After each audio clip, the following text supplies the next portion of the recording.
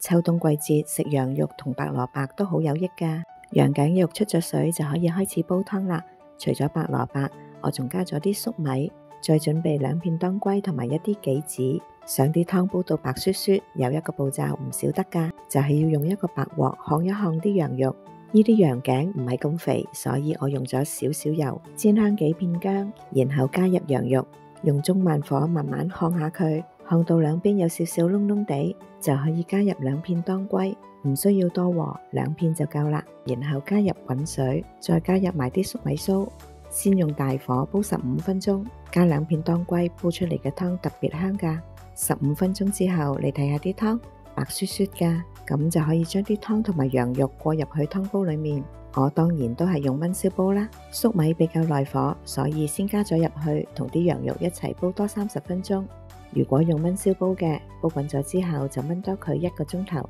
煲到差唔多夠鐘嘅時候，我哋準備啲白蘿蔔，先將佢批皮，滾刀切塊，然後準備一煲水，加少少糖，將佢過一過水。